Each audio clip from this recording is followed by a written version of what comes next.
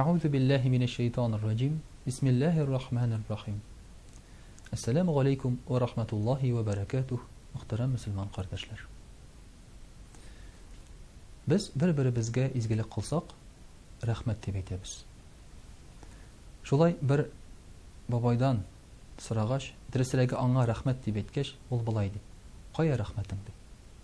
Рахметне күрсәтеп булмый бит. Ул бездән тели Алла рахмәте булсын дип әйтүне. Чыннан да рахмет дигән сүз ул Алла рахмәте булсын дигән сүздән алынган. Rahmetullahi aleyke. Arapça etsek. Bu sözün indi мәгънәсе тирәнрәк. Muhtaram kardeşler, rahmet dip әйтү бу бит әле сүз белән әйтү генә түгел.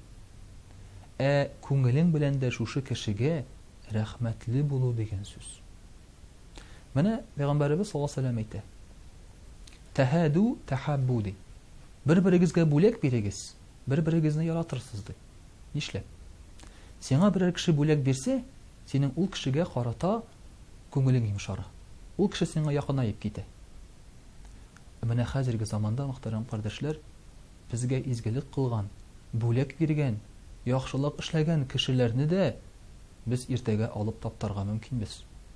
Чөнки безнең рәхмәтле булу дигән нәрсәбез юк. Безнең рәхмәтле булу дигән әйбер югалды. Ата-анага карата, хәтта ата-ананың баласына карата да. Оларның эштәге кешегә карата, сиңа эш биргән кешегә карата шулай бит. Эш биргән кешенең эшләгән кешесенә карата. Рәхмәтле булу дигән нәрсә югалып бара. Рәхмәт әйтү бар. Спасибо дибез. Әмма рәхмәтле булып калабызмы? Пәйгамбәрбез саллаллаһу алейһи ва сәллям аңа карата кемдер ниндидер изгелек кылса, тиз арада җавап бирергә тырышкан. Әгәр дә аның җавап бирерлек әйбере булмаса, мәсәлән, биргән бүләккә бүләк белән җавап бирә алмаса, ул аңа дуга кыла торган булган.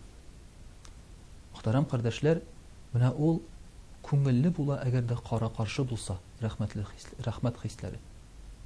Сиңа бүләк бирделәр, син дә бүләк бирәсең. Син дә аңа шундый ук карашта мөнәсәбәттә буласың. Менә бу рәхмәтле булу дигән сүз. Безнең рәхмәт дигән сүзебездә бит менә шушы таләп ителә. Сүз белән рәхмәт дип әйтү генә түгел. Бер рәхмәт мең бәладән коткара дибез. Ул бит эшләгән изгелегеңнең үзеңгә изгелек булып кайтуы дигән сүз. Әлбәттә без изгелекләрне нәрсәдер күрер өчен эшләмибез. Ишанда түгел. Без аны Аллаһ ризалыгы өчен эшлибез. Бу кешедән күрмәсәк, башка кешедән күрәбез без аның изгелеген. Мәгънәсе анда түгел. Әмма бүләк алган, яхшылык күргән кеше үзе дә башка кешеләргә карата яхшылык эшләргә тиеш.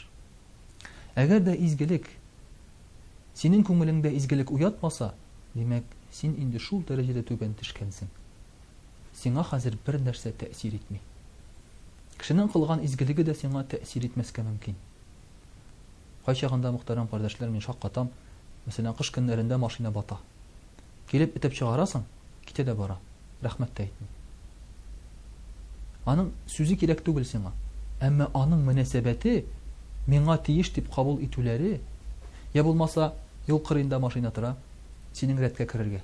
Син туктадың, ул синең рәтеңгә керә, рәхмәтен дә әйтмәскә мөмкин.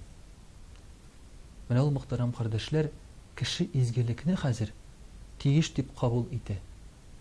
Һәм теге кешенең, изгелек кылучының кешенең күңелендә дә бит нәрсәгә кылам инде мин моны дигән хис кала. Менә шуңа күрә дә яхшылыкка, изгелеккә рәхмәтле булып җавап бирү ул дөньяда изгелекне тарату дигән сүз.